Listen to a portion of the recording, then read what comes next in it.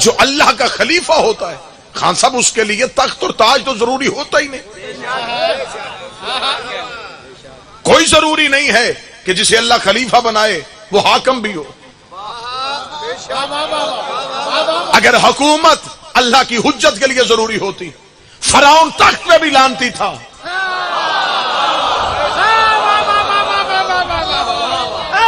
موسیٰ جنگلوں میں بھی اللہ کا نبی تھا. عزیز مصر تخت میں بھی ملعون تھا. یوسف قید خانے میں بھی نبی تھا. اللہ کی حجت کے لیے تخت تاج حکومت کوئی ضروری نہیں ہوتی.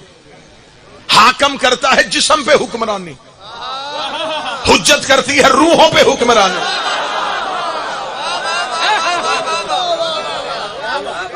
اب موسم بھی ہے اور حالات بھی ایسے ہیں, لہذا جلدی جلدی میں نتیجے پہ لے کے جانا چاہوں. جو اللہ کا خلیفہ ہوتا ہے اس کے لیے تخت اور تاج ضروری نہیں ہوتا. یہی وجہ ہے, توجہ پوری رکھیے گا, جب رسول نے مکہ میں اعلان رسالت کیا تو مکہ کے قبیلوں کے سردار اکٹھے ہو کے حضرت ابو طالب کے گھر آئے. ہم تیرے بھتیجے محمد سے کوئی بات کرنا چاہتے. تنہائی میں جا کے کہنے لگے, اے عبداللہ کا بیٹا, اگر تو کہتا ہے تیرے اللہ کو مانے تو ہم مانتے ہیں, تیرے اللہ کو نہ ماننا ہمارے لیے ضروری نہیں. یہ کوئی شرط نہیں ہے کہ ہم تیرے اللہ کو نہیں مانیں گے, مان لیں گے. ہم اتنے خداؤں کو جو مان رہے ہیں, جہاں اتنے خدا مان رہے ہیں وہاں تیرا بھی ایک مان لیں گے. اور تیرا خدا ماننے کے لیے ہمیں آسانی ہے, تیرا تو نظر بھی نہیں آتا, لہذا ہم اسے مان لیتے ہیں. ہماری کوئی لڑائی نہیں, ہم تیرے اللہ کو نہیں مانیں گے. رسول نے فرمایا پھر جھگڑا کس بات پہ ہے؟ انہوں نے کہا ہاں جھگڑا بتاتے, اپنا خدا منوا, ہمارے خداؤں کو جھوٹا نہ کہہ. مجھے خبر ہے کہ میں جنگ کی دھرتی پہ آپ سے مخاطب ہوں. اگر اب بھی آپ بات کھول کے سننا چاہتے ہیں تو میں کھول دیتا ہوں. عرب کے کافروں نے کہا تھا اپنا ایک سچا منوا, ہمارے جھوٹوں پہ لعنت نہ کر.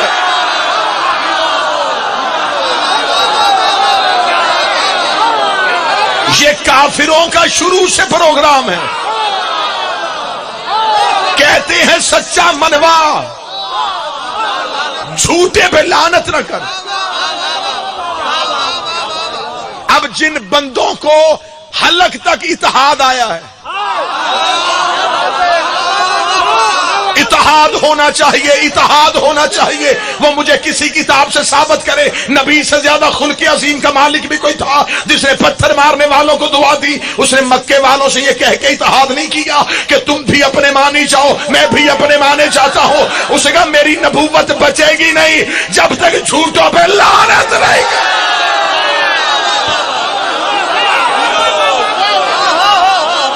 یا تو مجھے بتاؤ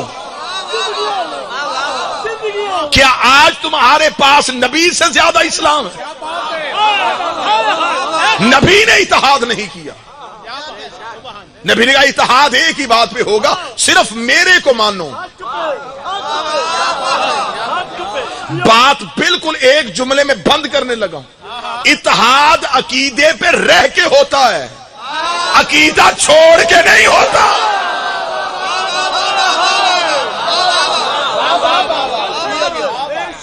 یہ کون سا اتحاد ہے جو آج ہو رہا ہے؟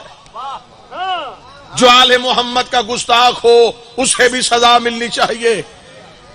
لہذا تو ہمارے پیروں کے ساتھ کچھ ایسے لوگوں کو بھی بچانے کی کوشش کر رہا ہے. میں منبر سے کہہ رہا ہوں, تو آل محمد کی عزت نہیں کرنا چاہتا نہ کر. تو شیعوں کی وجہ سے علی کو نہیں مانتا.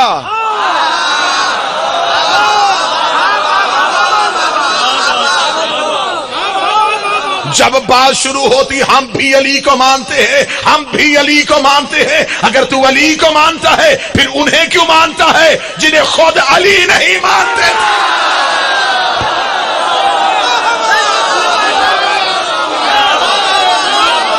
علی ولی اللہ ڈٹ جانے کا نام ہے.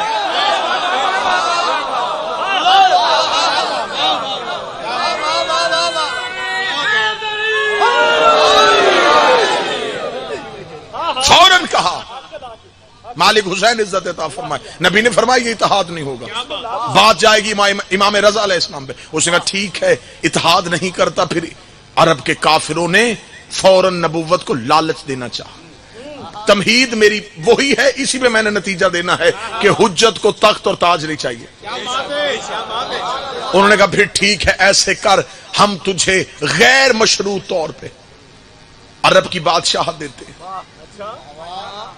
اور ایک بڑے گھر سے رشتہ بھی لے کے دیتے ہیں.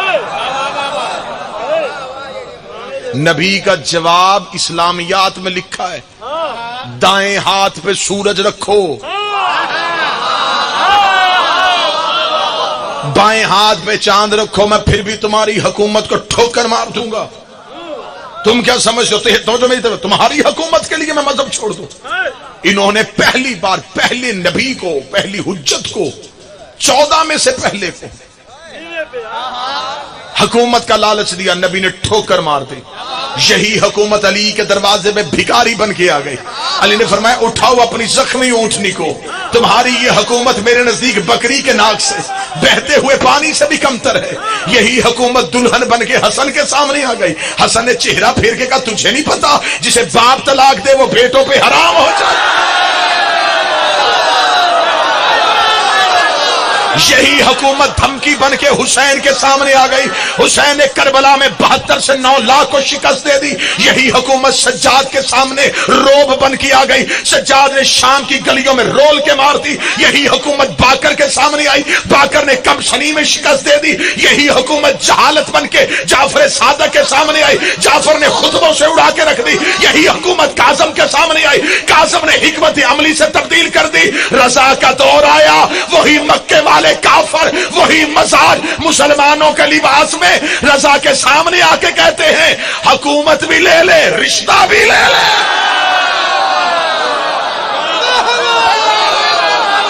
جو لالچ پہلے کو دیا تھا,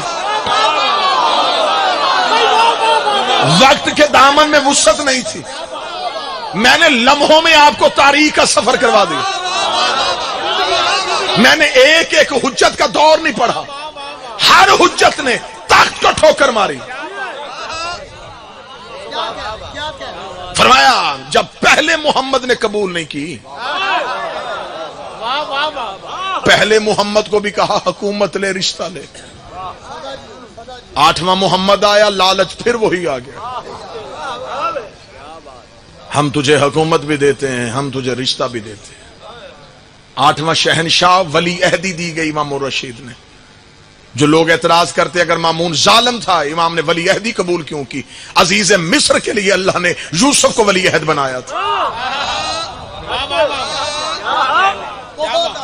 یہ ولی عہدی نہیں تھی. اور مامون رشید نے بھی امام کو ولی عہدی امام سے محبت کی وجہ سے نہیں دی تھی, سیاسی مقاصد حاصل کرنے کے لیے. اور امام نے بھی ولی عہدی اس کی حکومت کی وجہ سے قبول نہیں کی. امام نے کہا جہاں مدینے بیٹھ کے یہ مجھے کچھ نہیں کرنے دیتا, میں اس کے دربار میں بیٹھ کے اس کی دھجیاں اڑا دوں.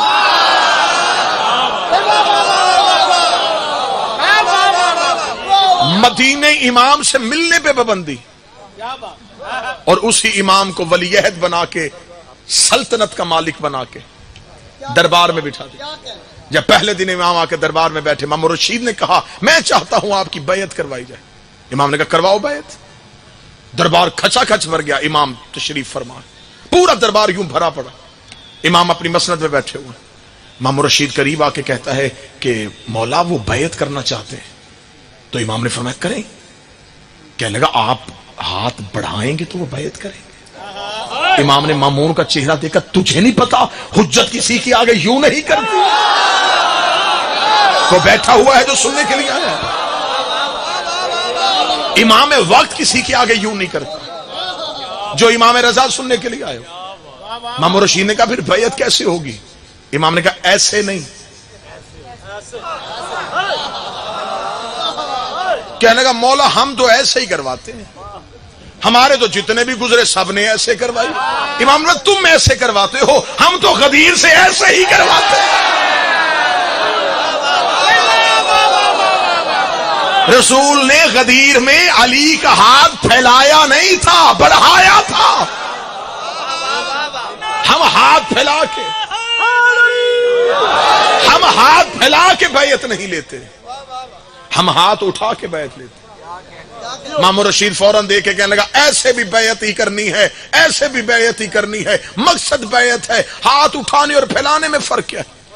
امام فوراً بولے، امام نے فرمایا ایسے حکم الہی ہے، ایسے انکار الہی ہے۔ کہنے لگا کس قرآن کی آیت میں لکھا ہے کہ بیعت ایسے کرواتے ہیں؟ امام نے کہا تو نے قرآن نہیں پڑھا؟ ید اللہ فوق بایدیہم، اللہ کا ہاتھ بندوں کے ہاتھ کے اوپر ہوتا۔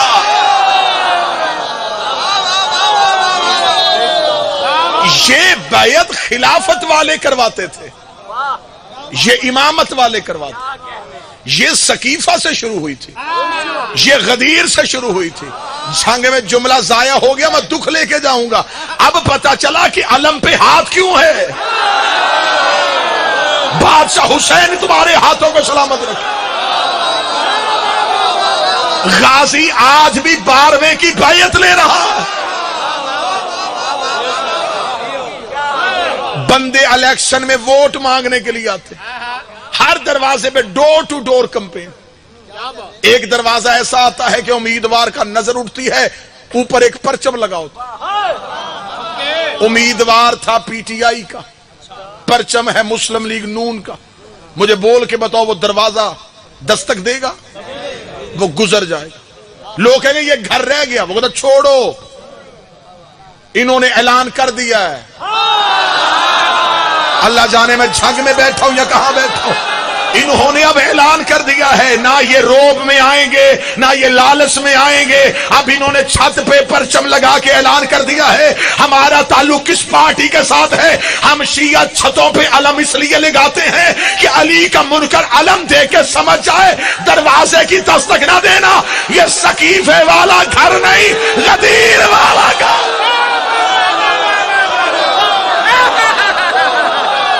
یہ اب بکیں گے نہیں، یہ اب جھکیں گے نہیں۔ مولا حسین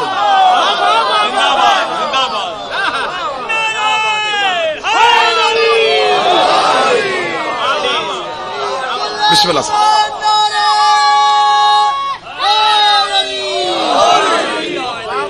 بسم اللہ صاحب۔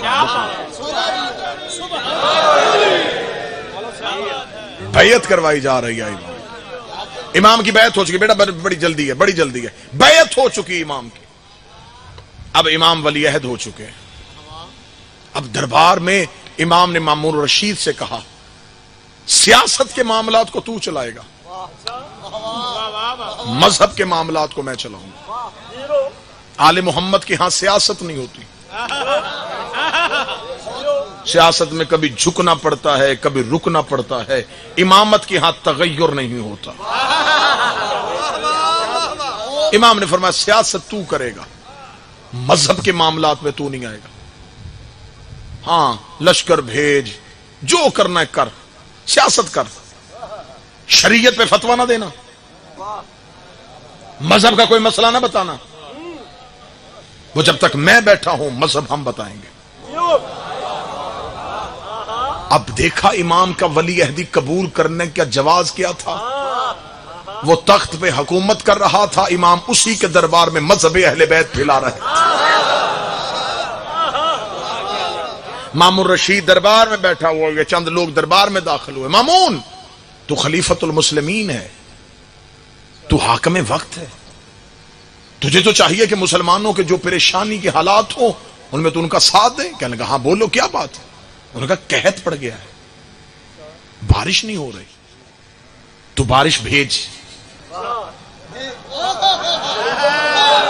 بالکل مجھے خبر ہے کہ میرے لفظ ریکارڈ ہو رہے ہیں، اور جب سے یہ سوشل میڈیا کا دور آیا ہے اب لفظوں سے بھی آپ کو پہرے دینے پڑتے ہیں۔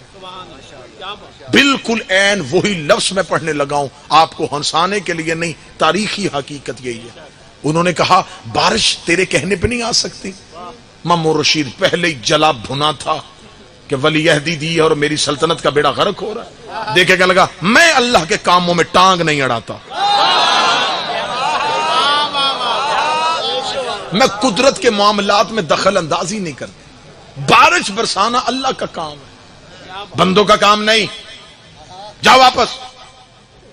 لوگ نکل رہے تھے، رضا داخل ہو رہے تھے.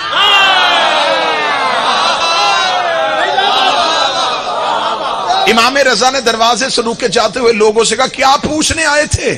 کہنے لگے بارش کہنے آئے تھے اور یہ کہتا ہے اللہ کے علاوہ کوئی نہیں کر سکتا. امام نے کہا رکو، واپس آؤ. واپس ہٹایا امام نے. مامون رشید دیکھے کہنے لگا آپ کر سکتے ہیں؟ امام جلال میں ہم جو چاہیں وہ کر سکتے ہیں. جو 8ویں بادشاہ سے مانگنے کے لیے آئے ہو، جن کے ہاتھ کشکول بنے ہیں مشہد والے کے آگے، امام نے فرمایا بارش کیا، ہم جو چاہیں، ہم جو چاہیں وہ کر سکتے ہیں. امام رشید دیکھ کے کہنے لگا تو پھر بھیجیں. امام نے کہا ایسے نہیں، کل میدان سجا. میں دربار میں بارش کہہ کے بھیج دوں، تو کہے رضا کے کہنے پہ ہوئی نہیں. کل میدان سجا، سرکاری منادی سے کہہ اعلان کروائے کل مرد و زن اکٹھے ہوں میدان میں. بارش کی ذمہ داری میری. سرکاری منادی نے ندا کرنی شروع کر دی، میرے مولا آپ نے دربار میں بارش کیوں نہیں برسائی، میدان کیوں سجایا؟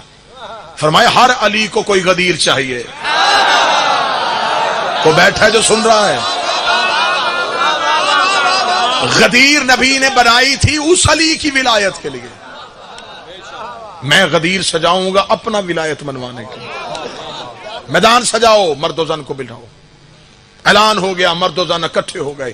اتنی سخت گرمی تھی، حیوانوں کے منہ کھلے ہوئے تھے، پرندے سہمے ہوئے بیٹھے تھے، زمین سوکھ چکی تھی، دانا زمین کے سینے سے نکلنے کے لیے تڑپ رہا تھا. لوگ اکٹھے ہو گئے، امام کا انتظار ہو رہا ہے. جنگ والوں صرف انسان امام کا انتظار نہیں کر رہے، پرندوں بھی شجر بے رضا کا راستہ دیکھ رہے تھے. زمین بھی امام کے قدم چومنے کے لیے ترس رہی تھی. یا تھوڑی دیر کے بعد لوگوں کے چہرے پہ امید کی کرن آئی. امام رضا اپنے گھر سے نکلے، لوگوں نے امام کی طرف دیکھا، سر پہ رسول والا امامہ، کاندھے پہ ابو طالب والی چادر، ذوالفقار حیدری کو حمائل کیا ہوا، چہرے پہ حسن کا حسن سجا ہوا، آنکھوں میں حسین کی کریمی لی ہوئے، ماتھے پہ سجاد کے سجدے کا نشان، سینے پہ باکر کا حلم، زبان پہ جعفر کی صداقت، ہاتھوں پہ کاظم کی عطا، توحید کے تیور.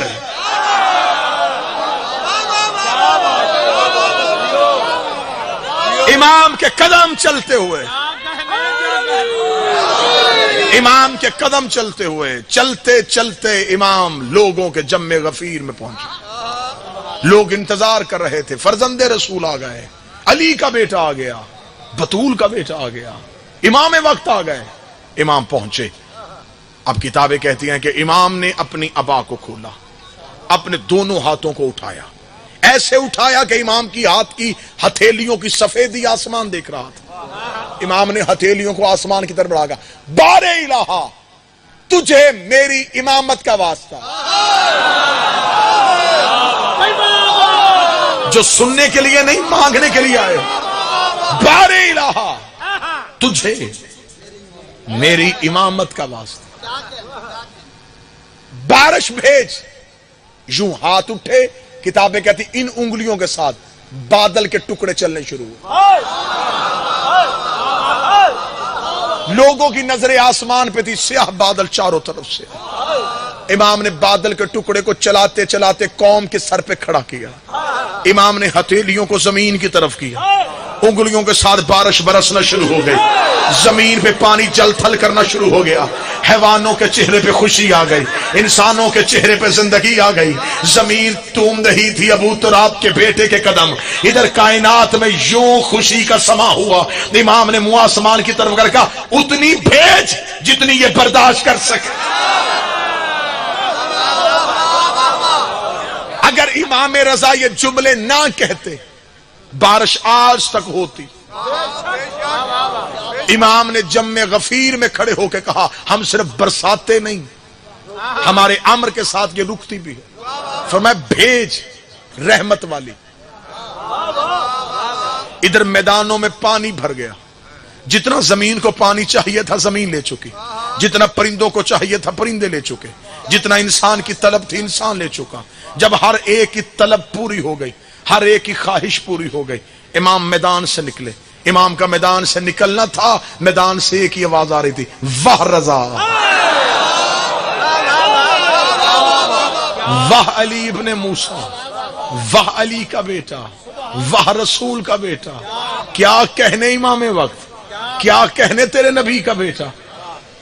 امت امام کو مرحبا کی صدائیں دے رہی تھی۔ یہاں مامون رشید کا مشیر حمید بن مہران یہ دوڑتا ہوا دربار میں آیا۔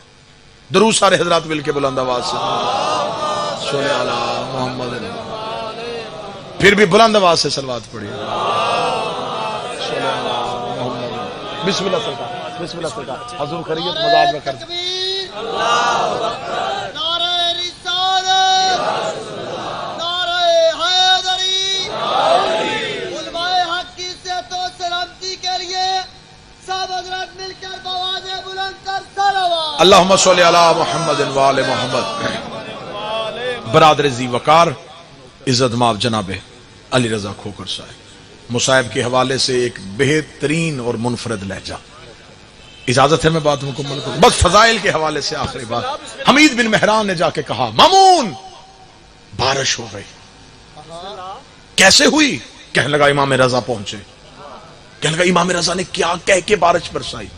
اس کا امام نے کہا تھا، بار الہا تجھے میری امامت کا واسطہ۔ اور لوگوں نے تو مرحبا کی صدائیں دے دی۔ مامون تیری حکومت گئی، تیرا تخت گیا، آج تو امام کا اختیار لوگوں نے آنکھوں سے دیکھ لیا۔ تو کتابوں سے مٹا رہا تھا، تو مولوی خرید رہا تھا، میدان میں امام کا اختیار دے گیا۔ امام نے دکھا دیا کہ ہم کیا کر سکتے ہیں۔ حمید بن مہران نے یہ کہنا تھا، یا مامون کے چہرے پہ موت کی افسردگی آئی، موت کی زردگی آئی۔ مامون رشید ابھی سوچ رہا تھا، یا امام رضا کا پہلا قدم دربار میں آیا، دربار کھچا کھچ بھرا ہوا تھا، خوش آمدید آ کے مامون رشید کو امام رضا کی تعریفیں سنا رہے تھے، یا امام کے قدم دربار میں آنا تھا۔ مامون رشید دے کے کہنے لگا، فرزند رسول بارش تو ہو گئی، لیکن آپ نے تو کل کہا تھا ہم جو چاہے کر سکتے ہیں، ہم جو چاہے کر سکتے ہیں۔ یہاں کہہ کے گئے تھے کہ ہم جو چاہے کر سکتے ہیں، میدان میں جا کے اللہ سے دعا مانگ لی۔ اگر اللہ سے دعا مانگ کے بارش کروانی تھی تو وہ میں بھی مانگ سکتا تھا، یہ بھی مانگ سکتے تھے۔ پھر تیرا کمال کہاں ہے، تیرا اختیار کہاں ہے، تیری ولایت کہاں ہے؟ ادھر سارے دربار نے مامون کو دیکھا کہ بڑا اچھا سوال کیا امام پہ، کہ امام نے تو کہا ہم جو چاہے کر سکتے ہیں، پھر میدان میں جا کے اللہ سے دعا کیوں مانگی؟ اتنا کہنا تھا۔ لوگوں کی نظریں امام کے چہرے پہ گئی۔ اب امام کے چہرے پہ علی والا جلال آیا، علی والے تیور آئے۔ امام نے یوں دربار کے چاروں طرف دیکھا، جب دربار میں کلین کا ٹکڑا بچھا ہوا تھا جس میں دھاگے کے ساتھ شیر کی تصویر بنی ہوئی تھی۔ امام نے انگلی کا اشارہ کیا، شیر تھارتا ہوا دربار میں دوڑا، پورا دربار خالی ہوا۔ مامون تخت کی آخری سیڑھی پہ جا کے بیٹھا۔ مامون رضا یہ کیا کیا؟ فرمایا ہم جو چاہے،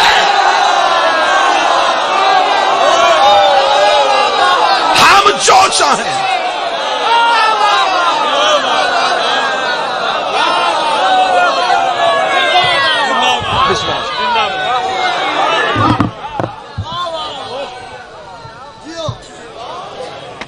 ہم جو چاہیں وہ کر سکتے۔ میدان میں الوہیت کو منوایا، دربار میں ولایت کو منوایا، بھرے میدان میں اللہ منوایا، اور پھر دربار میں آ کے اپنی ولایت کو منوایا۔ دشمن کے دربار سے جو مرحبا کی صدائیں سنتا ہوں اسے رضا کہتے ہیں۔ امیر ترین امام، 8 صحن، مشہد میں امیری، نوکروں کا بادشاہوں جیسا استقبال، سونے کے دروازے اور چاندی کی زری، اور زیارت پہ لکھا ہے السلام علیکہ یا غریب الغرب۔